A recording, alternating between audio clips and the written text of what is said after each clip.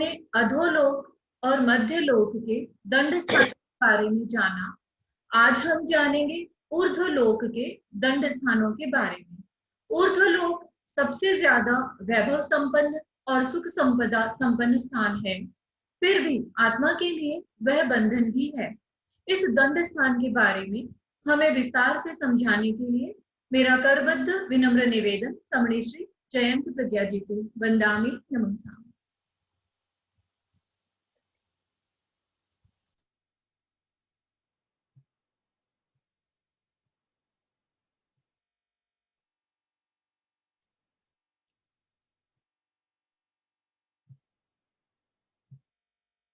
महाप्राण ज्योति पुंज पूज्य गुरुदेव के चरणों में वंदन।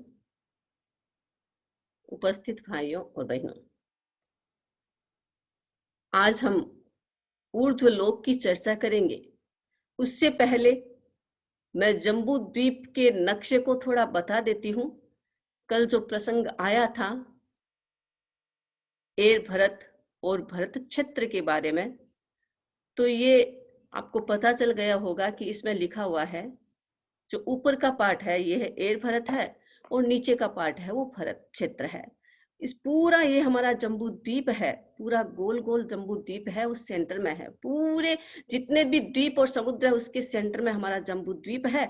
और इसके किनारे के पार्ट में, यानी इसके बाद लवण समुद्र है, तो किनारे के पार्ट में तो हमारा भरत क्षेत्र है, और दूसरी साइड में उत्तर साइड में जो किनारे का पार्ट है उसमें वो एर भरत है, और मिडल का जो पार्ट है वो जम्बू द्वीप है। और हमारा जो सुमेरु पर्वत होता है वो मिडल के पार्ट जम्बू द्वीप के अंतर्गत होता है। तो ये हमारा जम्बू द्वीप का नक्शा, जिससे आप भरत क्षेत्र और एर भरत को समझ सकते हैं। अब हम आज की चर्चा करेंगे। आज हमें दंडक 23 की चर्चा करनी है और 24। दंडक 23 ज्योतिष देवों का होता है और दंडक 24 वैमानिक देवों का दंडक होता है। ज्योतिष देव सूर्य, चंद्र, नक्षत्र, ग्रह और तारा, ये 5 ज्योतिष देव होते हैं। ज्योतिष का मतलब प्रकाशवान, जिनके भीतर में प्रकाश होता है, जो दुनिया को प्रकाश देते हैं, वो ज्योतिष देव कहलाते हैं। और ज्योतिष देव के आधार पर ही हमारा दिन और रात होता है। ये 5 है। इनमें सूर्य और चंद्र, ये 2 तो इंद्र है, बाकी 3 इनकी प्रजा है। ये 5 प्रकार के ज्योतिष देव 2 प्रकार के होते हैं, चर और अचर। चर ज्योतिष देव होते हैं वो मनुष्य लोक में रहते हैं, और अचर जो ज्योतिष देव होते हैं मनुष्य लोक के बाहर होते हैं। इसका मतलब यह है कि जो मनुष्य लोक में सूर्य और चंद्रमा, ग्रह, नक्षत्र, तारा होता है, वो सारे चर होते हैं, यानी घूमते हैं, अपने अपने विमानों में घूमते हैं। इस कारण से हमारे इस मनुष्य लोक में प्रकाश होता है, और उसके साथ साथ दिन और रात होता है, टाइम होता है। ये जो काल होता है, जो टाइम होता है, वो केवल मनुष्य लोक में है। तो ये सूर्य, चंद्र, ग्रह, नक्षत्र, तारा, ये जो 5 ज्योतिष देव है वो हमारे यहाँ घूमते रहते हैं। मनुष्य लोक में ये घूमते हैं, इस कारण से मनुष्य लोक में दिन और रात होते हैं। तो ये इनका स्थान कहाँ है हमें ये भी देखना है, क्योंकि ये ऊर्ध्व लोक में नहीं है, ये मध्य लोक में ही है, हमारे मनुष्य लोक में ही है। हमारे मनुष्य लोक से, धरती से 700 योजन ऊपर, यानी 790 योजन ऊपर जाने पर ये ज्योतिष देव है, उनका स्थान प्रारंभ होता है। यानी 790 से ऊपर जाकर के 900 योजन तक इनका स्थान है, यानी 110 योजन में पूरे ज्योतिष देव रहते हैं। और इनका स्थान हमारे जो जम्बू द्वीप में सूर्य और चंद्रमा होते हैं, जम्बू द्वीप में 2 सूर्य और 2 चंद्रमा है, एक नहीं है। एक चंद्रमा पूरे सुमेरु पर्वत का एक दिन में चक्कर काटने में समर्थ नहीं है, उन्हें चक्कर निकालने में 2 दिन लगता है। इसलिए हमारे जम्बू द्वीप में 2 सूर्य और 2 चंद्रमा है। पर वो रहते कहाँ हैं? हमारे जम्बू द्वीप से, जम्बू द्वीप के बाहर आपने प्राचीन इतिहास देखा होगा कि हर कंट्री के बाहर एक बहुत बड़ा गेट होता है जिससे बंद किया जाता है। हमारे जम्बू द्वीप के बाहर भी एक बहुत बड़ा एक दरवाजा है। उस दरवाजे से 12,000 योजन अंदर जाने आगे जाने पर लवण समुद्र के अंतर जो द्वीप बने हैं, लवण समुद्र का जो देव होता है, अधिष्ठायक देव होता है लवण समुद्र में, उसका एक द्वीप है गौतम द्वीप। उसके पास सूर्य और चंद्रमा के विमान होते हैं। ये विमान में रहते हैं, यानी इनका हाउस विमान होता है, विमान में रहते हैं और घूमते रहते हैं। तो ये सूर्य और चंद्रमा, चारों ही सूर्य और चंद्रमा, 2 सूर्य और 2 चंद्रमा, ये दोनों चारों ही लवण समुद्र के भीतर में हमारा जो गौतम द्वीप है, लवण समुद्र में एक गौतम द्वीप है जहां लवण समुद्र का अधिष्ठायक देव रहता है, लवण समुद्र की रक्षा करने वाला देव रहता है। उसके आसपास भी बहुत छोटे छोटे पर्वत होते हैं जिनको आइलैंड कह दो। समुद्र के अंदर जो द्वीप होते हैं उन पर सूर्य और चंद्रमा के विमान होते हैं। और आप देख रहे हैं ये येलो कलर का चक्र देख रही हैं, पूरा चक्र है येलो कलर का। इस येलो कलर में सूर्य और चंद्रमा की नगरी है, यानी ज्योतिष नगरी, ज्योतिष देवों की नगरी है। और यहाँ चंद्रलोक और सूर्यलोक होता है। इनका अपना अपना विमान, और ये विमान में घूमते हैं। तो हमारे लवण जम्बू द्वीप में 2 सूर्य 2 चंद्रमा, लवण समुद्र में 4 सूर्य 4 चंद्रमा होते हैं। अब ये क्या काम करती हैं कि ये सुमेरु पर्वत होता है हमारा जम्बू द्वीप के मध्य भाग में सुमेरु पर्वत होता है। सुमेरु पर्वत के चारों ओर ये चक्र निकालते हैं। जितने भी ज्योतिष देव है सब चक्र निकालते हैं, पूरा चक्र निकालते रहते हैं। और ये चक्र को पूरे जम्बू द्वीप सूर्य सुमेरु पर्वत के पूरे चक्र को निकालने में इनको 2 दिन लगता है। एक सूर्य एक चक्र को 2 दिन में पूरा कंप्लीट करता है, यानी 2 सूर्य मिलकर के 1 दिन में पूरा चक्र निकालते हैं। तो जो प्रकाश हमारे यहाँ होता है, जो सूर्य और चंद्रमा हमारे यहाँ होता है, आज जो सूर्य होता है वो कल नहीं आएगा, क्योंकि वो कल आगे की यात्रा करेगा। तो इस प्रकार 2 सूर्य और 2 चंद्रमा हमारे यहाँ जम्बू द्वीप में हैं। और आगे अढ़ाई द्वीप में, पूरे अढ़ाई द्वीप में 132 सूर्य और 132 चंद्रमा है। ये सारे चर होते हैं, यानी घूमते हैं, घूम करके प्रकाश करते हैं। ये घूमते हैं, इस कारण से हमारी धरती पर प्रकाश होता है। ये घूमते हैं, सुमेरु पर्वत के चारों ओर चक्कर लगाते हैं, इस कारण से हमारे यहाँ टाइम होता है। और बाहर के जो असंख्य समुद्र और द्वीप है उनमें जो सूर्य और चंद्रमा होते हैं वो आगे से आगे संख्या की दृष्टि से वो ज्यादा होते हैं, लेकिन रिद्धि सिद्धि की दृष्टि से कम होते हैं। तो उन जो चंद्रमा और सूर्य यानी जो ज्योतिष देव बाहर मनुष्य लोक के बाहर है वो घूमते नहीं है, वो स्थिर होते हैं। इसीलिए अढ़ाई द्वीप के बाहर दिन है तो दिन, रात है तो रात, यानी दिन पूरा वो वैसा ही रहता है। जहां सूर्य है वहां दिन, जहां सूर्य नहीं है वहां रात, ऐसा ही वहां की व्यवस्था है। हमारे यहाँ जम्बू द्वीप के जो सूर्य और चंद्रमा है वो पूरे सूर्य और चंद्रमा के इंद्र होते हैं, दूसरे नहीं है। यहाँ हमारे जम्बू द्वीप के सूर्य और चंद्रमा पूरे देवलोक के चंद्रमा, सूर्य, नक्षत्र, तारा, ग्रह उनके इंद्र कहलाते हैं।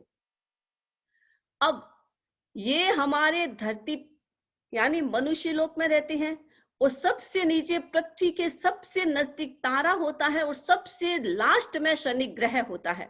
और शनि ग्रह से 150 योजन ऊपर ऊर्ध्वलोक स्टार्ट हो जाता है। तो ये पूरा यहाँ के ज्योतिष चक्र का संबंध है, यानी मनुष्य लोक से संबंध है। अब ये ज्योतिष चक्र है, इनकी राजधानियां हमारा जम्बू द्वीप है, लवण समुद्र है। लवण समुद्र के असंख्य योजन आगे जाने पर असंख्य द्वीप समुद्र में एक फिर जम्बू द्वीप होता है, यानी दूसरा जम्बू द्वीप है।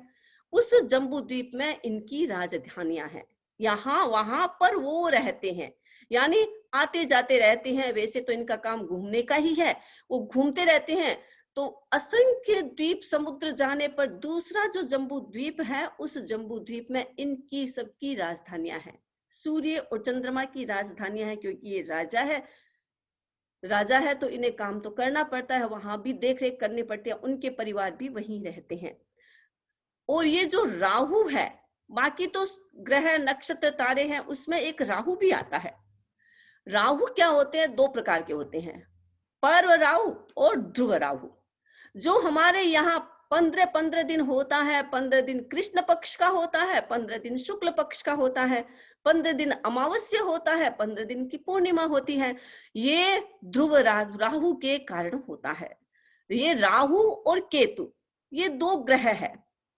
दिगंबर परंपरा में ऐसा माना जाता है कि राहु चंद्रमा के नीचे होता है, इसका विमान, और केतु का सूर्य के नीचे विमान होता है। इनकी गति सूर्य और चंद्रमा से धीमी होती है। ये चलते हैं अपनी गति से। जिस समय वो सूर्य और चंद्रमा के नीचे आ जाता है, इनका विमान नीचे आ जाता है, राहु और केतु का विमान काले कलर का होता है। सूर्य और चंद्रमा के नीचे आने के कारण सूर्य और चंद्रमा का प्रकाश धरती पर डायरेक्ट नहीं आता, पूरा का पूरा नहीं आता। इस कारण से अमावस्या होती है, कृष्ण पक्ष होता है और शुक्ल पक्ष होता है। और पर्व राहु जो ग्रहण होता है हमारे 6 महीनों में या मैक्सिमम जितना भी टाइम होता है, जो ग्रहण होता है वह ध्रुव राहु के कारण होता है, पर्व राहु के कारण होता है। ये पर्व राहु हमारे चंद्रमा और सूर्य इनके नीचे आ जाता है और इस कारण से इनकी आभा प्रभा ढक दी जाती है, यानी कम हो जाती है, और इस कारण से यहाँ अंधकार हो जाता है, जिसे हम ग्रहण कहते हैं। ये ग्रहण होता है तो सूर्य और चंद्रमा को कोई तकलीफ नहीं होती, बस इतना है कि इनकी जो प्रभा है, इनका प्रकाश है, वो मंद पड़ जाता है, पूरा धरती पर नहीं आता है, बस इतना ही होता है। बाकी कोई ये तकलीफ देने वाली बात नहीं है, तकलीफ कुछ नहीं होती है। तो ये हमारे यहाँ ये ज्योतिष चक्र, सूर्य, चंद्र, ग्रह, नक्षत्र और तारे, हमारे पूरे मनुष्य लोक में जहाँ कर्म भूमि चलती है, जहाँ धर्म चलता है, वो 28 द्वीप, और इस 28 द्वीप में जो सूर्य और चंद्रमा है वो घूमते रहते हैं। इस कारण से दिन और रात होता है, समय होता है, प्रहर आदि सब कुछ इस सूर्य और चंद्रमा के आधार पर होता है। तो ये हमारा ज्योतिष चक्र हुआ।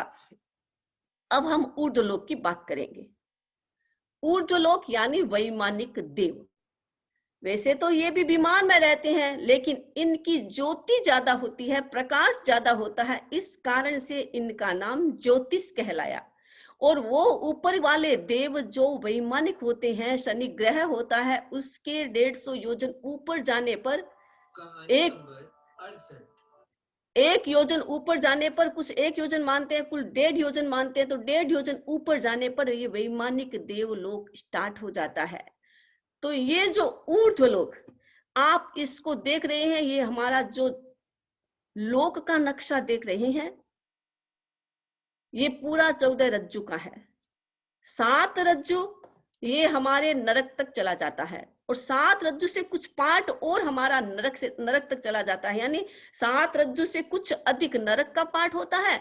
20 का मिडल पार्ट, जब भरतक हमारा जो जम्बू द्वीप आदि जो द्वीप होता है, मिडल लोक होता है, वो 1800 योजन का, बहुत छोटा होता है। और उसके बाद 7 रज्जु से कुछ कम ऊर्ध्वलोक होता है। ये ऊर्ध्वलोक स्टार्ट हो जाता है। तो ऊर्ध्वलोक में पहला देवलोक, दूसरा देवलोक, तीसरा देवलोक, चौथा देवलोक, ये क्रम से आते जाते हैं। और 5वां देवलोक अकेला है, उसके आसपास कोई देवलोक नहीं है। 5वां, 6वां, 7वां, 8वां, ये क्रम से ऊपर जाता है। उसके बाद 9वां, 10वां पास में है, 11वां, 12वां, ये देवलोक पास में है। ये 12 देवलोक ये कल्पोपन कहलाते हैं। देवता, ये वैमानिक देव 2 प्रकार के होते हैं, एक कल्पोपन, एक कल्पातीत। कल्पोपन यानी जहां हमारे मनुष्य लोग की तरह राजा होता है, प्रजा होती है, नौकर चाकर होते हैं, छोटा बड़ा काम करने वाले होते हैं, मंत्री, राजपुरोहित आदि होते हैं। जहां ये व्यवस्था होती है वो कल्पोपन कहलाते हैं, और जहां इस प्रकार की कोई व्यवस्था नहीं होती कल्पातीत कहलाते हैं। तो 12 देवलोक तक तो कल्पोपन है, यानी 12 देवलोक है, वहां पर स्वामी सेवक की ये व्यवस्थाएं चलती है। और 12 से ऊपर 9 ग्रवैक और 5 अनुत्तर विमान के देवता, ये जो है इनमें कल्पोपन की व्यवस्था नहीं है। ये सब इंद्र है, सब स्वामी है, सब सेवक है, कोई बड़ा छोटा नहीं है, कल्प नहीं है। कल्प का मतलब व्यवस्था, जहां कोई प्रकार की व्यवस्था नहीं है, इसलिए इन्हें कल्पातीत कहते हैं। और बाकी के नीचे के देवों में व्यवस्थाएं होती है, एक इंद्र होता है, बाकी प्रजा होती है, एक मंत्री होता है, एक राजपुरोहित होता है, ये सारी व्यवस्थाएं यहाँ होती है। अब ये जो 12 देवलोक है, इसमें 10 इंद्र होते हैं। पहले से लेकर के 8वें देवलोक के तो अपने अपने इंद्र होते हैं। 9वां देवलोक, 10वां देव, इनके एक इंद्र होता है। 11वां देवलोक, 12वां देव, इनके एक इंद्र होता है। तो ये है मूल वैमानिक देव। अब हम ये चर्चा करें कि ये देवगति है क्या, इसमें होता क्या है। तो सबसे पहले हम इनके जन्म को जानेंगे कि इनका जन्म होता है, 5 प्रकार की सभाएं होती है। केवल वैमानिक देवलोक में नहीं, चारों प्रकार के देवों में 5 प्रकार की सभाएं होती है। पहली सभा है सुधर्मा सभा। सुधर्मा सभा में क्या होता है? न्याय होता है। मनुष्य जिस प्रकार चोरी करता है, गलत काम करता है, तो मनुष्य को दंड मिलता है। उसी प्रकार देव गति में भी ये सारी चीजें होती है, क्योंकि वो भी छद्मस्त है, हम भी छद्मस्त है। रिद्धि सिद्धि की दृष्टि से, वैभव की दृष्टि से वो देव लोग ज्यादा संपन्न होते हैं। लेकिन जो ये इमोशंस होते हैं, नेगेटिव और पॉजिटिव इमोशंस, वो सारे उधर भी होते हैं, इधर भी होते हैं। तो जो देवता चोरी करते हैं, जो गलत काम करते हैं, देवांगनाओं को उठा उठा के ले जाते हैं, अप्सराओं को उठा के लेके जाते हैं, किसी के क्षेत्र पर आधिपत्य कर लेते हैं, तो उन देवताओं को दंड मिलता है। तो दंड मिलने की जो सभा है वो सुधर्मा सभा, जहां इंद्र अपने सिंहासन पर बैठ करके दंड देता है। परिषद के बीच में बहुत सारे परिषद के लोग भी होते हैं, जैसे राजसभाएं होती है उसमें परिषद होती है, उसके अंदर और प्रकार की भी व्यवस्थाएं होती है, मंत्री की बैठने की, सेनापति के बैठने की, आदि आदि जो पद होते हैं उनके बैठने की जैसे व्यवस्थाएं होती है, वैसे भी वहां व्यवस्था होती है। तो ये सुधर्मा सभा जो देवलोक में होती है, वहां पर देवताओं को दंड मिलता है। दूसरी है उपपात सभा, जहां देवताओं का जन्म होता है। देवता जन्म लेते हैं, कैसे? शैया पर जन्म लेते हैं। मनुष्य की तरह वो गर्भ से पैदा नहीं होते हैं, नारकियों की तरह वो कुंभी से पैदा नहीं होते हैं, और त्रियंच की तरह वो समुच्छिन्न भी नहीं होते हैं। वो शैया पर पैदा होते हैं। एक विशेष प्रकार की फूलों की शैयाएं होती है, उस शैया पर वो देवता पैदा होते हैं। कैसे पैदा होते हैं?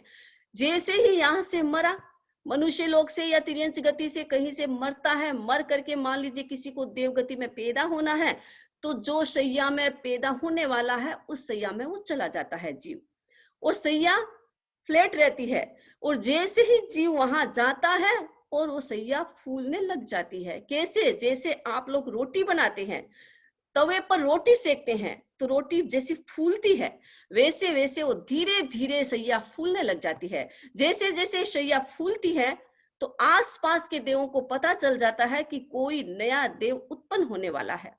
और उत्पन्न होने का समय क्या? अंतर मुहूर्त। अंतर मुहूर्त में वो देव 25 वर्ष का युवा होता है, उतना बड़ा होकर के वो बैठ जाता है। गुरुदेव तुलसी ने बहुत सारे गीत लिखे हैं, हर सब्जेक्ट पर, हर टॉपिक पर गीत लिखे हैं। गुरुदेव ने देवगति पर भी गीत लिखा है, बड़ा सुंदर गीत लिखा है, और उस देवगति के गीत को हम सुनेंगे तो आप समझ जाएंगे कि देवगति में क्या होता है। गुरुदेव ने लिखा है,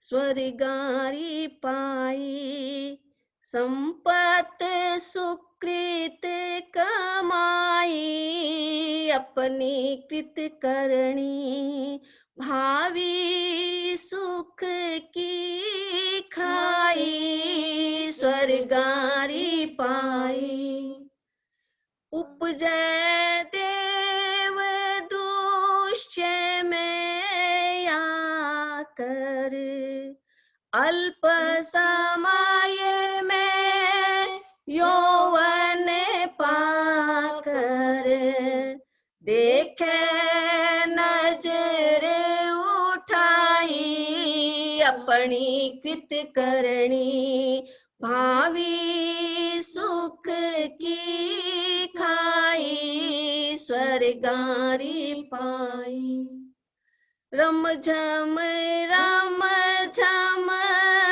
नित्य न जाती, किम कीच्चादिक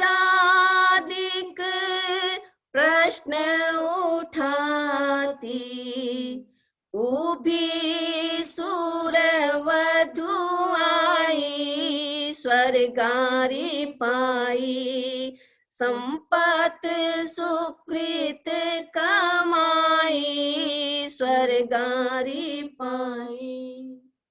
65 मंजिल उच्च महल में, चाकर देव सा देव टहल में, पाकी प्रबल पुण्याई, अपनी कृत करणी, भावी सुख की खाई, स्वर्गारी पाई। श्वासो श्वास लहे पखवारे, इक सागर आयुष रे लारे, निर्जर झरा मिटाई, अपनी कृत करणी, भावी सुख री खाई, स्वर्गारी पाई। इसमें बताया गया है कि जब जीव सैया में पैदा होता है, वैमानिक देवलोक में ज्यादा रिद्धि सिद्धि होती है। इस कारण से वहां विभुता जाता है, वहां व्यवस्थाएं अच्छी होती है, स्ट्रोंग होती है, नौकर चाकर की भी व्यवस्था होती है। जैसे ही देव वहां पैदा होता है शैया पर, आसपास देवांगनाएं खड़ी रहती है, और जैसे ही उनके हाथ में मालाएं होती है, जैसे ही वो देव खड़ा होता है, बैठता है, 25 वर्ष के युवक की तरह बैठता है, नजर उठा करके इधर उधर देखता है, तो वो देवांगना जो खड़ी होती है, उनके हाथ में माला होती है। वो माला उस समय उस जीव के गले में डाल देती है। वो माला जो होती है, वो माला जीवन भर देवलोक में रहेंगे, वो माला कभी कुमलाएगी नहीं, हमेशा फ्रेश रहेगी। वो जब पैदा होता है तब उनको मिलती है। तो जैसे ही माला उनके गले में डालते हैं, उन्हें अवधि ज्ञान हो जाता है, क्योंकि देवताओं में तो अवधि ज्ञान होता है, मिथ्यात्व है तो विभंग अज्ञान होता है। तो जैसे ही अवधि ज्ञान होता है, सबसे पहले वो अवधि ज्ञान लगाता है। कब लगाता है? जब देवांगना उसे कहती है, पूछती है कि आपने कौन से कर्म किए, कैसा जीवन जिया, कितना अच्छा जीवन जिया, जिस कारण से आपको ये देव योनि मिली है, आप यहाँ पैदा हुए हैं। जैसे ये प्रश्न पूछती है, वो देवता जो नया देव पैदा हुआ है, वो अवधि ज्ञान लगाता है। अवधि ज्ञान लगा करके देखता है कि मैंने क्या किया। अगर गुरु का उपकार होता है, किसी व्यक्ति का उपकार होता है, धर्म का प्रभाव होता है, अच्छी करनी का प्रभाव होता है, तो उसके मन में आता है सम्यक देव, अच्छी कोटि का देव, तो मन में आएगा कि मेरे गुरु का मेरे ऊपर इतना बड़ा उपकार है, गुरु की कृपा से मुझे ये देव योनि मिली है, तो मुझे जाकर के अपने गुरु के दर्शन करने चाहिए। अथवा किसी का भी उपकार होता है, उसका उपकार मेरे सिर पर है, तो मुझे जाकर के उन्हें बताना चाहिए कि आपकी शक्ति से, आपके उपकार के कारण मुझे ये देव योनि मिली है। तो कहता है कि मुझे धरती पर जाना है, अपने गुरु के दर्शन करने हैं, अपने उपकारी को बता के आना है। तब देवांगनाएं कहती है कि अभी जाकर क्या करोगे, आपको तो कुछ पता ही नहीं है, यहाँ का अनुभव ही नहीं है, तो आप वहां जाकर क्या बताओगे। इसीलिए कुछ दिन यहाँ रहो, एक नाटक देखो, उसके बाद जाना। अगर कोई स्ट्रॉन्ग देव होता है, संकल्प मजबूत होता है, तो वो तो इस बात को नकार देगा कि नहीं, मुझे नाटक वाटक नहीं देखना है, पहले मुझे धरती पर जाना है। तो आकर के अपने गुरु के दर्शन भी करते हैं, और बहुत सारे जो भी जिससे रिलेटेड होते हैं उन्हें आकर के बताते भी है कि मैं वहां पैदा हुआ हूँ। बहुत सारी घटनाएं हैं, बहुत सारे ऐसे श्रावक जो साधु नहीं बने, श्रावक जीवन का पालन किया और मर करके देवगति में गए, और देवगति से गुरुदेव के आकर के दर्शन भी किए। बहुत सारे ऐसे श्रावक, लेकिन जिनका मन इतना स्ट्रांग नहीं होता, वो देवांगनाएं कहती है कि एक तो नाटक देखो, नाटक देखने के बाद जाना। अब एक नाटक देखने में लग जाते हैं, तो एक नाटक तो कितने कितने वर्ष बीत जाते हैं। हमारे यहाँ तो 10,000 परंपराएं बीत जाती है, उतने तक वो एक नाटक चलता रहता है। इतना लंबा चौड़ा नाटक चलता ही रहता है वो। ज्यादा बहुत सारे लोग पूछते हैं कि देवता करते क्या है, नाटक देखते हैं, दिन भर नाटक देखते हैं, दिन भर नाटक देखते हैं और पूरा समय इसमें बिता देते हैं। तो ये नाटक इतना लंबा चौड़ा चलता रहता है, वो देखते रहते हैं, उसमें हमारे यहाँ युग युग बीत जाते हैं, परिवार पूरा बदल जाता है, पता ही नहीं चलता। एक नाटक देखने के बाद जब वो धरती पर आते हैं तो उसे वो नहीं मिलता है जो वो चाहता था।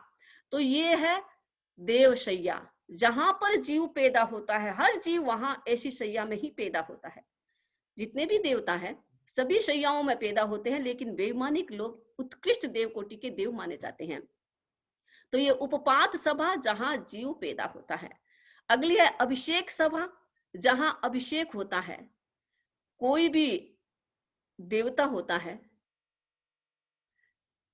कोई भी देवता, उन्हें पद दिया जाता है या इंद्र बनता है, क्योंकि इंद्र भी तो अपना समय पूरा होता है तो वहां से मरता है, मर करके कहीं पैदा होना है, वहां पैदा होता है तो सैया खाली हो जाती है, उस पर दूसरा जीव पैदा होता है, दूसरा इंद्र बनता है। तो जैसे ही इंद्र बनेगा तो उसका अभिषेक होगा, अभिषेक किया जाएगा।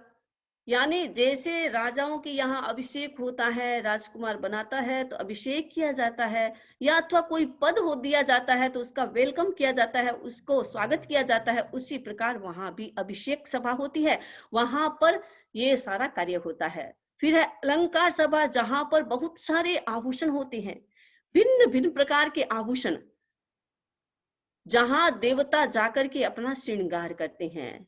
वस्त्र बदलना है, आभूषण बदलना है तो वो एक अलंकार सभा होगी, वहां जाकर के नए नए आभूषण लेंगे, नए नए वस्त्र लेंगे, वहां जाकर के अपना श्रृंगार करेंगे। अगली है व्यवसाय सभा। व्यवसाय सभा में पुस्तकें पढ़ते हैं, लाइब्रेरी है वो, पूरी पुस्तकें होती हैं, आगम होते हैं, वहां जाकर के देवता बैठ करके, जैसे यहाँ लोग लाइब्रेरी में जाकर के पढ़ते हैं, वैसे ही देवता वहां व्यवसाय सभा में जाकर के, ऐसा नहीं होता है कि आप पलंग पर बैठे हैं, वहीं खाते हैं, वहीं पढ़ते हैं, वहीं सब कुछ करते हैं, वैसा नहीं है। वह अलग अलग सभाएं होती है, उस सभा में जाकर ही पुस्तकें पढ़नी है। ऐसा नहीं कि वहां से अपने घर लेके आ जाओ पुस्तकें वहां अपने घरों में नहीं आती है, अपने विमानों में नहीं आती है।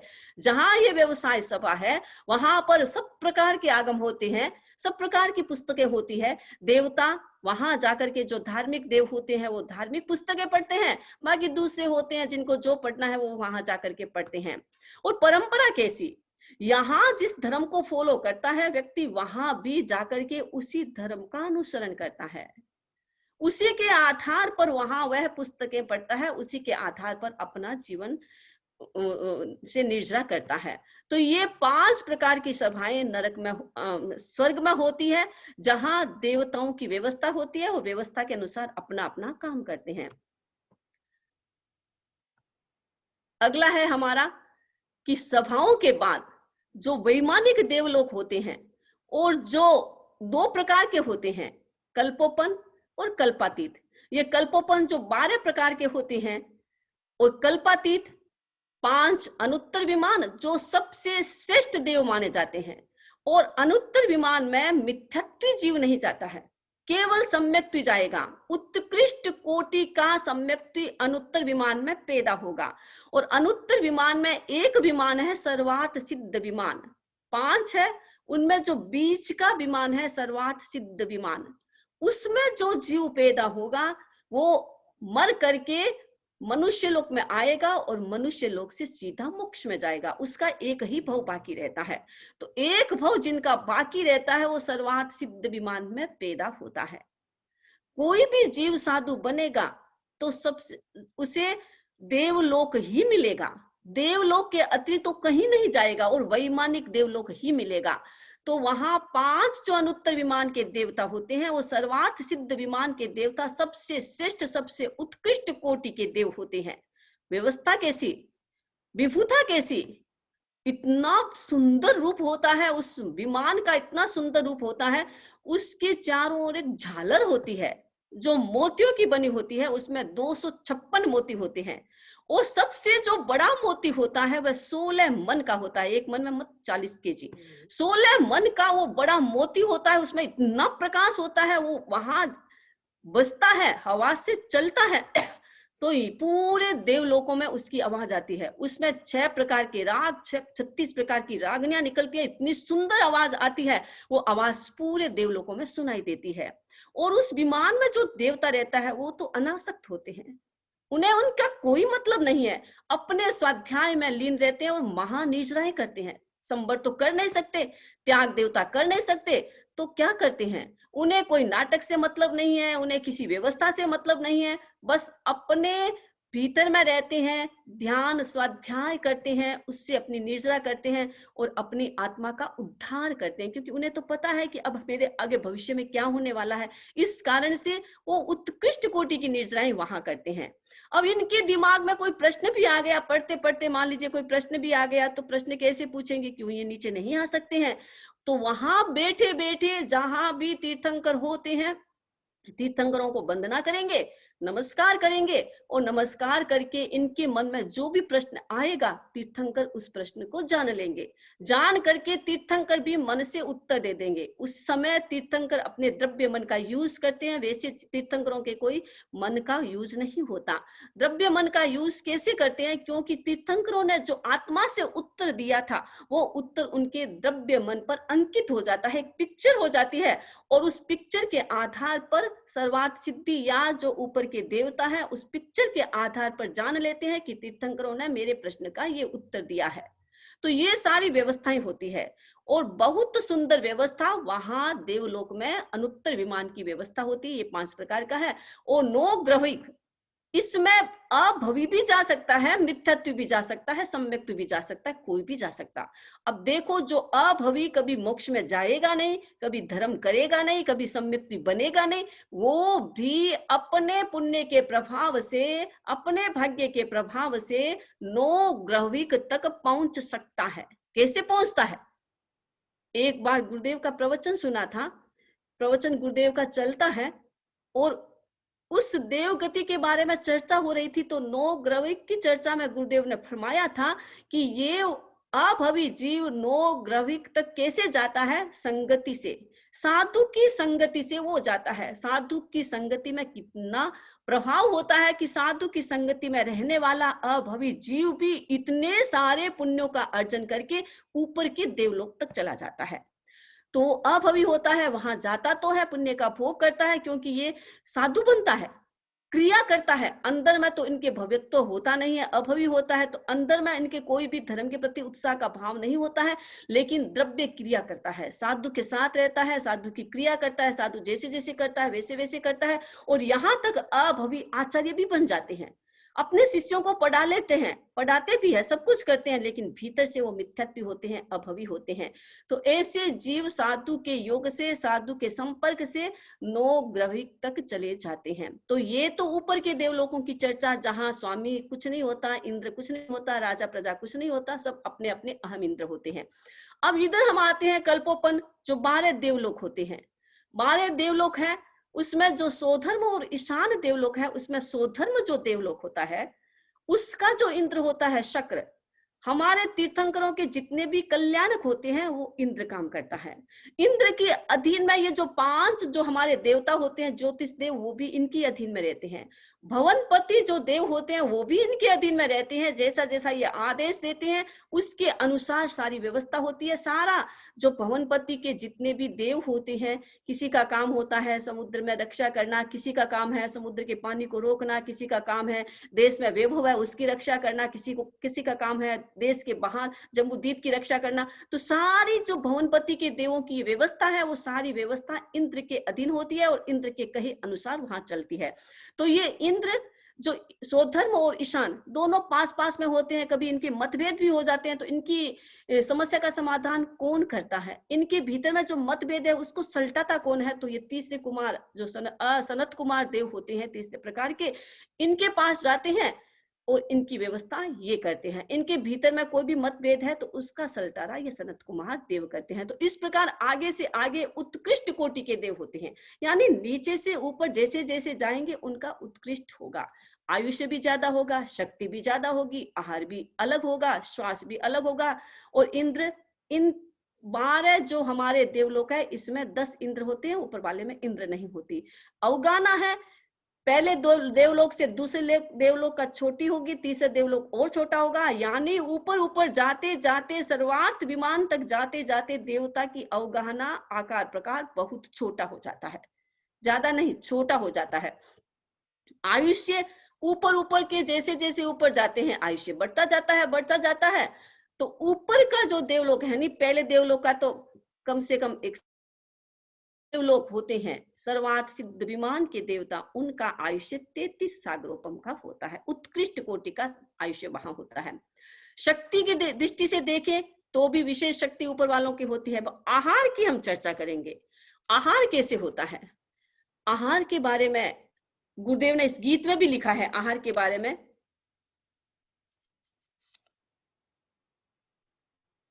कि जो भी देवता होते हैं वो आहार कैसे, जिनका आयुष्य 10,000 वर्ष का होता है, वो एक दिन में एक बार आहार करते हैं, भोजन करते हैं, एक दिन में एक ही बार भोजन करते हैं। इसीलिए देखो इनकी लंबी आयु होती है, बार बार खाते रहते हैं, बार बार चढ़ते रहते हैं। बस आया, भूख लगी, खा लिया, खुले हैं, त्याग तो करते नहीं है, तो खुले हैं, मुंह में आया, चीज पड़ी है सामने, खा लिया, ये खाते नहीं है बार बार। 10 वर्ष की आयु वाले एक बार दिन में खाते हैं। और जिनका आयुष्य पल्योपम का होता है, यानी 1 पल्योपम से लेकर 9 पल्योपम तक की आयु से होता है, वो 2 दिन में एक बार खाते हैं या 9 दिन में एक बार खाते हैं, ऐसे इनका चलता है। और जिनका 1 सागर का आयुष्य होता है, वो 1000 वर्ष के बाद एक बार भोजन करते हैं। और जिनका 33 सागर का आयुष्य होते हैं, 33,000 वर्ष से एक बार भोजन लेते हैं। इस कारण से इनका लंबा आयुष्य होता है। ज्यादा व्यक्ति खाता है, दिन भर खाता है, और समय हमारा खाने में ही ज्यादा लगता है, इसीलिए हमें दूसरा काम करने का टाइम नहीं मिलता है, धर्म ध्यान करते नहीं है। क्योंकि खाने में जितना व्यक्ति रसिक होगा, जितना ज्यादा फूड खाने की कोशिश करेगा, जितना दिन भर खाएगा, उतना समय उसे दूसरे कामों में कम मिलेगा। खाने को पकाओ, पकाने में देखो हमारी बहनों को किचन में कितना टाइम लगता है, सुबह से सायंकाल 3 बार खाना, 4 बार खाना और पकाना, कितना टाइम लगता है। इसीलिए ज्यादा समय फूड में जाता है। और ये ऊपर वाले देव होते हैं जिनका 33 सागरोपम का आयुष्य होते हैं, 33,000 वर्ष से एक बार खाते हैं, कितना कम खाते हैं। अब ये प्रश्न हो सकता है कि वहां तो सूर्य चंद्रमा होता नहीं है, दिन रात होता नहीं है, दिन रात तो केवल मनुष्य लोक में है, तो वो 33,000 या कैसे पता चलेगा। तो वो संख्या हमारे तीर्थंकरों ने बताई, वो संख्या हमारे मनुष्य लोक के आधार पर बताई, हमारे जम्बू द्वीप में जो समय होता है उसके आधार पर बताई। बाकी जितने भी द्वीप समुद्रों में टाइम होता है, जहां जहां जाकर के देवता अपना काम करते हैं, धर्म करते हैं या कुछ भी करते हैं, तो नंदीश्वर एक द्वीप होता है, वहां जाकर के देवता पर्युषण आदि मनाते हैं, जितने भी धार्मिक अनुष्ठान है वो वहां जाकर के करते हैं।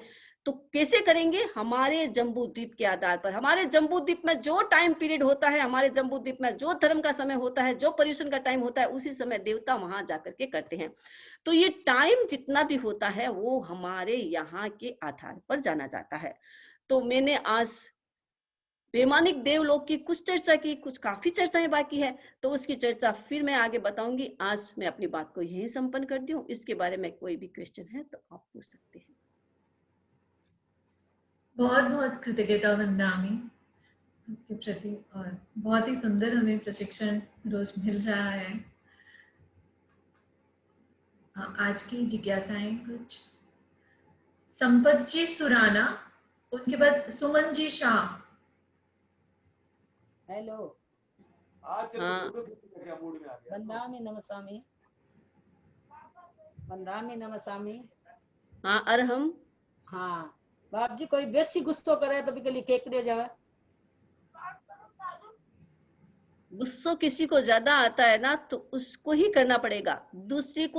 दूसरा कुछ भी उसके लिए करेगा तो उसका शायद गुस्सा कम नहीं होगा, लेकिन हाँ, दूसरा उसके प्रति मैत्री भावना कर सकता है कि जब भी सामने आए संकल्प करे, जब भी वो व्यक्ति सामने आए तो संकल्प करे उसका गुस्सा कम हो रहा है, इसका गुस्सा, आपकी जो स्ट्रोंग भावना है शायद उसको बदल सकती है। और जिसको गुस्सा ज्यादा आता है वो अगर करेगा तो सबसे पहले तय कि लॉन्ग ब्रीदिंग का अभ्यास करे। जितना श्वास का अभ्यास करेगा, लंबे श्वास का अभ्यास करेगा, हमारा गुस्सा क्योंकि हमारा श्वास छोटा हो जाता है। आपने कभी महसूस किया होगा, जो व्यक्ति गुस्सा करता है उसका श्वास कितना जल्दी जल्दी आना स्टार्ट हो जाता है, हाँफने लग जाता है, तो श्वास की संख्या कम हो जाती है। तो जितना लंबा श्वास करेगा उतना जितना लंबा श्वास होगा उतना गुस्सा उसका डाउन होता जाएगा। तो श्वास लंबा यानी दीर्घ श्वास का अभ्यास करने से भी गुस्से की जो मात्रा है वो कम हो सकती है। और दूसरा, रात को सोते समय आप संकल्प करिए, जिसको गुस्सा आता है, मेरा गुस्सा कम हो रहा है, मेरा गुस्सा कम हो रहा है, मेरा गुस्सा कम हो रहा है, दीर्घ श्वास के साथ प्रयोग करे। 10 बार आप बोल करके सो जाए, फिर रात को किसी से बात नहीं करना, और प्रातःकाल उठेंगे तो वही विचार जो रात को आपने फीड किया था, वही विचार सुबह प्रातःकाल आपके दिमाग में आएगा, और उसके अनुसार फिर पूरे दिन आप करते जाए करते जाए करते जाए। 10-15 दिन में आपको महसूस होगा कि हाँ, गुस्से में कुछ कमी आई है। तो इस प्रकार हम गुस्से को कम कर सकते हैं। नहीं तो ओम ब्रिंग नमो सिद्धाणंग, इसकी माला फेरते जाए तो भी गुस्सा कम हो सकता है। सुमन जी सा, उनके बाद पुष्पा जी चौरड़िया। वंदामी नमस्वामी। हाँ, और हम वंदामी, कल आपने बताया था कि जिस किसी की भी मृत्यु हो जाती है तो वोसरे वोसरे बोल देना चाहिए। तो अगर इन कुछ समय पहले किसी की मृत्यु हुई हो तो अब बोल सकते हैं क्या वोसरे वोसरे? वो तो आपने वो सिरे कर दिया ना, आपके घर में थोड़ी बैठा है अब कोई वो जीव, उसका तो वो सिरे हो गया, आपने दाह संस्कार किया तो वो सिरे कर दिया। जिसका दाह संस्कार नहीं हुआ है, मान लीजिए कहीं ऐसा हुआ है कि उसकी आत्महत्या डूब के हो गई है, या कहीं वो जल गया है, कुछ भी ऐसा हुआ है, आपके द्वारा उसका क्रियाक्रम नहीं किया है, तो हम उसके लिए वो सिरे बोलते हैं। और जिसका आपका दाह संस्कार हो गया है, जिसको आपने समलटा दिया है, तो उसका तो वो सिरे हो गया है। पुष्पा जी चौरड़िया, उनके बाद श्रेयस डी। वंदामी नमस्वामी। आप चैता भार हंगवासम श्लोक का अर्थ बता दीजिए प्लीज। और एक, हम हरी सब्जियां जो बाजार से लाते हैं उनको रात को सुधार के फ्रिज में रख देते हैं तो दोष लगता है क्या? पहला तो है कि जो सब्जियां आप बाजार से लाते हैं तो उसको तो आप सुधारेंगे ही, कहीं कभी भी सुधारो, आपको सुधारेंगे तो वो तो पाप तो लगेगा, क्योंकि वो हरी सब्जी है।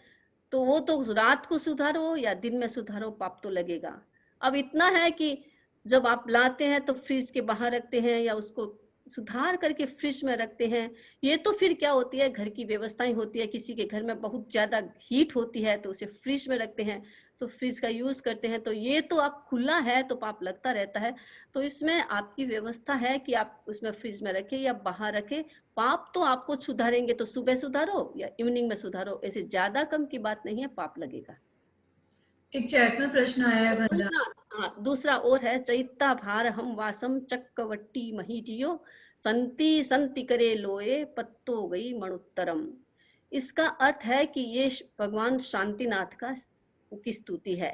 भगवान शांतिनाथ के लिए कहा गया है, चैता भार हम वासम चक्रवट्टी महीठियो।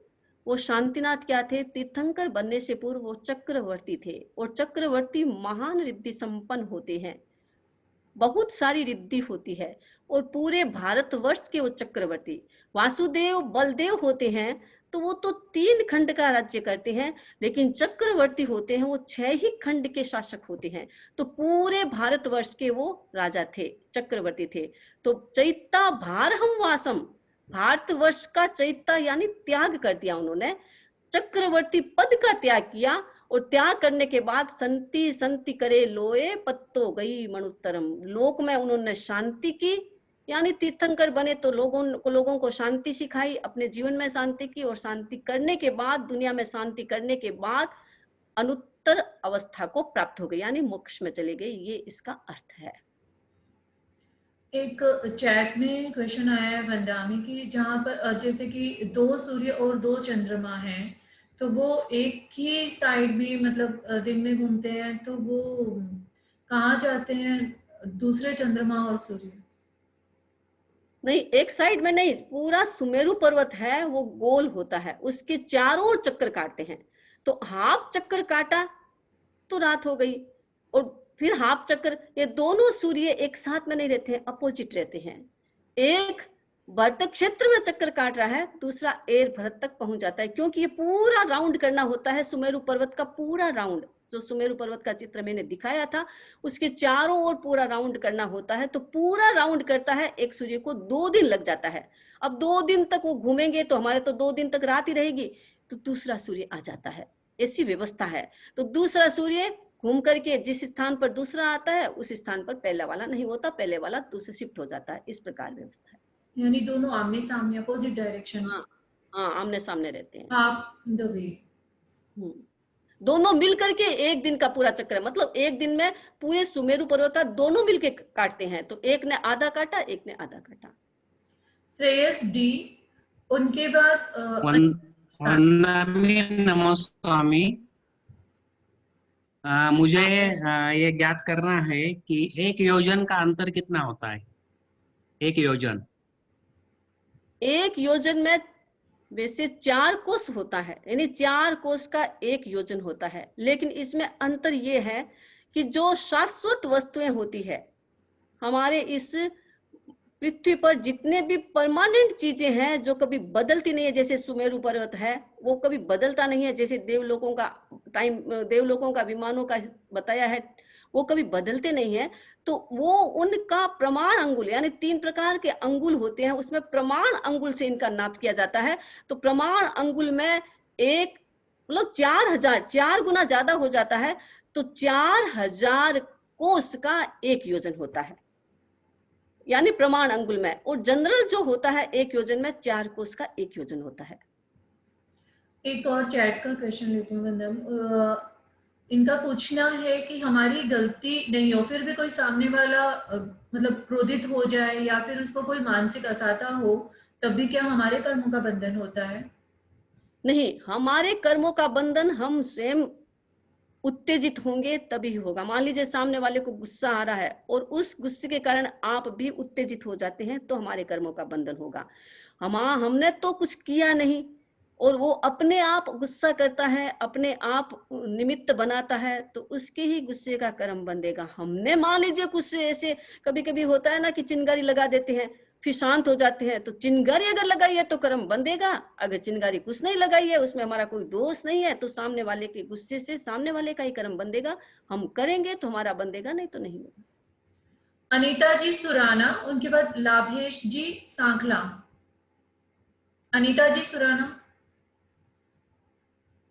अनीता जी। वंदनामी नमस्वामी। मेरा हेलो, मेरी आवाज आ रही है? हेलो, वंदनामी नमस्वामी। मेरा प्रश्न ये है कि मेरे ख्याल से नपुंसक उनको कहते हैं जो बच्चे पैदा नहीं करते हैं।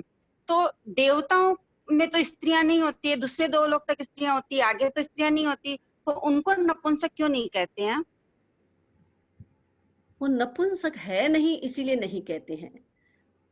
बच्चे पैदा यहाँ पर भी जो पुरुष होते हैं, जो साधु होते हैं, बच्चे तो पैदा नहीं करते हैं, तो वो नपुंसक थोड़ी होते हैं। तो वो तो नपुंसक का मतलब ये नहीं, नपुंसक का मतलब होता है उनमें वो योग्यता नहीं होती। और देवता है वो काम वासनाओं का सेवन नहीं करते हैं, लेकिन योग्यता तो होती है। और वैसे भी 12वें देवलोक तक उनकी व्यवस्था ही होती है। देवांगना तो 2 देवलोक तक ही जाती है, लेकिन आगे के देवलोक में देवांगना जाती है वो अप्सराएं होती है, क्योंकि देवांगना 2 प्रकार की होती है।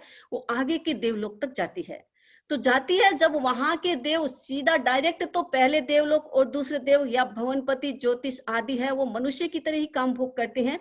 लेकिन ऊपर के देवलोक के वाले देवता है मनुष्य की तरह काम भोग नहीं करते हैं, लेकिन उनकी आकांक्षाएं इच्छाएं हैं वो संपन्न होती है। उसकी चर्चा में आगे भी अभी देवलोक बाकी है तो मैं आगे आपको बता दूंगी। लेकिन नपुंसक नहीं होते हैं, इसलिए उनको नपुंसक नहीं कहा, वो पुरुष लिंग ही होते हैं।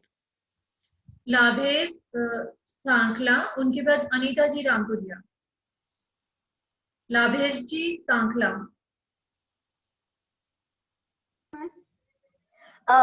कृतज्ञस्मि वंदनामी नमन स्वामी। मैं आपकी बहुत बहुत आभारी हूँ। आपने जो आज देवलोक का वर्णन सुनाया है उससे मेरी बहुत सारी शंकाओं का समाधान हो गया है। एक्चुअली मेरे मन में ये था कि वो तो त्याग नहीं कर सकते, तो उनकी निजरा कैसे होगी और कैसे मतलब वो लोग जीवन यापन करते हैं। तो मैंने आपको कृतज्ञस्मि करने के लिए, और आपका ज्ञान बहुत बहुत बहुत विशाल है। मैं दिल से आपको वंदनामी नमन स्वामी और कृतज्ञस्मि करना चाहती हूँ। Thank you. सही बोला है वंदना, इन्होंने सभी इनसे एग्री हैं। काफी सारी शंकाएं कार्यशाला के दौरान दूर हो रही है वंदना। अनीता जी रामपुरिया, उनके बाद सरिता जी भुतोड़िया। अनीता जी रामपुरिया, हेलो हेलो हाँ बोलिए। स्वामी वंदामी नम स्वामी। पिताजी देव जो होते हैं उनका आयुष्य कितना होता है वंदामी? कौन से देव? पिताजी पिताजी देव। महाराज जो होते हैं। अब इनका आयुष्य पल्योपम तक होता है, क्योंकि वेंतर गति के होते हैं, तो वेंतर गति का आयुष्य पल्योपम से कुछ अधिक होता है। जो इंद्र होते हैं उनका आयुष्य पल्योपम से कुछ अधिक होता है, तो पल्योपम तक उनका आयुष्य होता है, सागरोपम में नहीं आता है। पल्योपम का मतलब? पल्योपम का मतलब, अब वो पल्योपम का मैं जैसे ही वो आएगा ना, उसका पूरा ही थोड़ा बड़ा है समझाने के लिए। पल्योपम जैसे ही हमारा 20वां बोल आएगा, उसमें भी समय के बारे में आएगा, तो मैं आपको वहां पल्योपम और सागरोपम अच्छी तरह से समझा दूंगी। सरिता जी भुतोड़िया, उनके बाद मनीषा जी सुराना। वंदामी नमन स्वामी। मुझे ये पूछना है, ये पितृदोष क्या होता है? क्या वो हमारी लाइफ में अफेक्ट करता है, या हमारी कर्म ऐसे हैं कि हम उसको भोगते हैं और बोलते हैं कि पितृदोष की पूजा करा लो तो ठीक हो जाएगा सब? देखो, ये पितृदोष वाली परंपरा जैनों की नहीं है, हिंदुओं की है। और दूसरी बात है कि हमारे अपने कर्म ही स्ट्रोंग नहीं है, तो कोई भी देवता हमें परेशान कर सकते हैं। और ये होता है क्योंकि वेंतर गति के देव, मैंने जैसे कहा कि ये वेंतर गति देव मनुष्य लोक में घूमते रहते हैं, इनमें इतनी आकांक्षा होती है, पूजा पाठ की आकांक्षा होती है। अगर एक बार घुसा लिया इनको घर में और फिर पूजा पाठ नहीं करते हैं, तो ये अपना चमत्कार दिखाते रहते हैं। तो ये देवता होते तो है, ऐसा नहीं है नहीं होते हैं, ये सारे पितर आदि होते हैं, लेकिन वो पितर दोष मतलब ऐसे आपने कोई उनके प्रति उनका कोई ऐसे असाधना की होगी, तो उनसे मिच्छामि दुक्कडम कहो, उनसे क्षमा याचना कर लो, हर दिन उनसे क्षमा याचना कर लो, जिससे अपना पितर दोष संपन्न हो जाता है। और नहीं तो वैसे पितर दोष की भावना मतलब अपने जैनों में होता नहीं है, लेकिन फिर भी आपका मन नहीं मानता है कि भाई हो ऐसा तो हुआ है, मेरे साथ हो रहा है, तो फिर आप जैसे भी आगे की आपने संसारी है, आप तो गृहस्थ है, तो जैसे भी आपकी व्यवस्था है और जैसे किसी को पूछ करके आप करवा सकते हैं। लेकिन रियल में वैसे हमारे जैन धर्म के अनुसार रियल में ऐसे कोई दोष नहीं होता है, कर्म हमारा अपना ही होता है। हमने अगर किसी की असाधना की है, किसी को दुख पीड़ा दिया है, तो वो जीव हमें कष्ट दे सकता है, तो हमें हमारे कर्मों के कारण ही हमें कष्ट मिलेगा। दूसरा जो भी है उसको हमने असाधना की है तो ही देगा, नहीं तो नहीं देगा। एक चैट में प्रश्न आया बंदा भी, एक लस्सी एक अन्न का दाना ही खाना, इसका मतलब क्या है और एक दिन ही करना है क्या करना है? एक लस्सी एक अन्न का दाना ही खाना, इसका मतलब क्या है और ये एक दिन ही करना है क्या? हाँ, तो एक दाना मतलब एक दाना खाना। जैसे मान लीजिए चावल है, चावल का एक दाना खाना, वो एक दाना हो गया। गेहूं है, गेहूं का एक दाना खाना। बस एक तपस्या है जिसमें ये होता है कि व्यक्ति खा रहा है और खाने के बाद भी उसके भीतर में, क्योंकि व्यक्ति उपवास करता है तो इजीली हो सकता है, लेकिन आयम्बिल मुश्किल होता है, क्योंकि उसमें अनासक्ति का विकास करना पड़ता है। खाया ही नहीं, मुझे मेरे पास खाना है ही नहीं, मैंने त्याग ही कर दिया, तो मेरे मन में कुछ नहीं आएगा। लेकिन मेरे सामने खाना पड़ा है, वो खाना आयम्बिल में मैं खाती हूँ, तो मेरी आसक्ति नहीं होती है, क्योंकि वो रूखा सूखा खाना पड़ता है। इसीलिए अनासक्ति की साधना होती है और उसके साथ समता की साधना होती है। इसलिए एक रत्ती मतलब एक अन्न खाना, एक अनाज का दाना खाना। वैसे जैसे चावल का एक अनाज का दाना होता है, गेहूं का होता है, मूंग का होता है, जितने भी अनाज होता है उसका एक दाना खाना, उसको एक रत्ती कहते हैं। मनीषा जी सुराना, उनके बाद प्रमिला जी। वंदामि नमः स्वामी। हाँ मनीषा। मेरे प्रश्न है कि ये जो 12 देवलोक है वंदामि नमः स्वामी, इनमें पहला देवलोक, दूसरा देवलोक, तीसरा देवलोक, तो इसमें भी कोई फर्क है देवलोकों में? और नंबर 2, आयम्बिल और उपवास में क्या फर्क है? माने आयम्बिल में निर्जरा ज्यादा होती है ना, उपवास में ज्यादा होती है? देवलोक में जो फर्क है वो आगे के देवलोक की चर्चा आएगी तो आपको स्पष्ट हो जाएगा। और दूसरी बात है कि उपवास और आयम्बिल में फर्क, उपवास और आयम्बिल में फर्क तो है ही। आयम्बिल में आप थोड़ा खाने को मिल जाएगा, कोई व्यक्ति बिना खाए रह ही नहीं सकता, तो उसे तो खाने को मिलेगा आयम्बिल में, चाहे कैसा भी हो। और उपवास में तो बिल्कुल खाना नहीं है, बिल्कुल छोड़ना है। तो उपवास में निर्जरा ज्यादा होगी, आइंबिल में उपवास से थोड़ी कम होगी। और वैसे अनासक्ति के आधार पर डिपेंड करता है कि आपकी भीतर की अनासक्ति कैसी है। इतिहास में घटना आते हैं, कुरगड़ू मुनि जो उपवास नहीं कर सकते थे, हर दिन खाते थे, जितने साधु थे उपवास किया, और कुरगड़ू मुनि ने उपवास नहीं किया, केवल ज्ञान उनको हो गया। अनासक्ति की साधना होती है तो आगे विकास होता है। और वैसे जनरल देखा जाए तो उपवास में निर्जरा ज्यादा होगी आइंबिल से। प्रमिला जी, उनके बाद सुनीता जी जैन।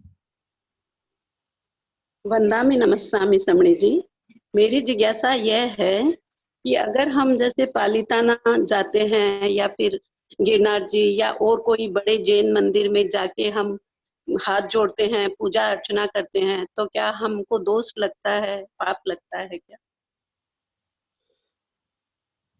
दोष और पाप तो ऐसा है कि आप किस लक्ष्य से हाथ जोड़ रहे हैं, किस लक्ष्य से पूजा कर रहे हैं। गृहस्थ हैं आप तो देवी देवताओं की पूजा करते हैं। वैसे तीर्थंकरों की कोई पूजाएं होती नहीं है, मतलब तीर्थंकर की पूजा की आवश्यकता नहीं है, क्योंकि तीर्थंकर तो मोक्ष में चले गए हैं, उन्हें तो कोई पूजा करे या न करे उन्हें कोई फर्क नहीं पड़ता है। लेकिन व्यक्ति अपनी इच्छा से करता है, और अपने इच्छा मतलब अपने भीतर में, कहने वाले ऐसे कहते हैं कि हम पूजा इसीलिए करते हैं कि हमारे भीतर में धार्मिक भावना पैदा होती है। बच्चे होते हैं, छोटे बच्चे होते हैं, उनको गुड्डा गुड्डी दे देते हैं और गुड्डा गुड्डी का खेल खेलते हैं, तो उनकी दोनों की शादी करवा देते हैं, ऐसे खेलते हैं। लेकिन बड़े होने के बाद तो गुड्डा गुड्डी का खेल खेलते नहीं है। तो ये सब गुड्डा गुड्डी की खेल की तरह होते हैं कि जहां भी जाओ आप पूजा पाठ करते हो, लेकिन रियल में पूजा पाठ का कोई विधान मतलब करने का मतलब नहीं है, क्योंकि तीर्थंकरों के लिए कोई नहीं होती, लेकिन देवी देवताओं के लिए करते हैं।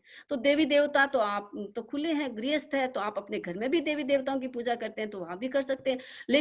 लेकिन ये ध्यान में रहे कि उसको करने से आपका कोई धर्म नहीं होगा, धर्म नहीं होता है, ये अपना ध्यान में रखे। जैसे अपने जाते हैं कि भी सिरियारी में जाते हैं तो आप कोई पूजा पाठ नहीं कर सकते हैं, क्योंकि आचार्य भिक्षु इंद्र है, 5वें देवलोक के इंद्र है, लेकिन हम आचार्य भिक्षु को इंद्र के रूप में नहीं पूजते, हमारे गुरु के रूप में हम पूजते हैं। तो पूजा पाठ का कोई विधान नहीं है, और पूजा पाठ करने से कुछ होता नहीं है। तो इसीलिए हमारा ये क्लियर लक्ष्य रहना चाहिए कि कहीं भी तीर्थ स्थान पर जाएं, आप पूजा पाठ करें तो उससे कोई धर्म नहीं होने वाला है। और मतलब हाँ, आवश्यकता है आप अपना करते हैं तो आप गृहस्थ है, जैसी अपनी इच्छा होती है वैसा आप कर सकते हैं। सुनीता जी जैन। वंदामी नमस्कामी। वंदामी, आपने कहा इतने लंबे टाइम तक देवता कुछ आहार नहीं लेते हैं, तो फिर उसके बाद वो क्या ऐसा आहार लेते हैं? आहार तो पुद्गलों का लेते हैं, वहां जो भी पुद्गल होते हैं, क्योंकि इनका आहार मनोभक्षी होते हैं। ये ऐसे हमारी तरह कवलाहार नहीं करते हैं, मनोभक्षी होते हैं। मन में जिस चीज का चिंतन किया उनका मन भर जाता है।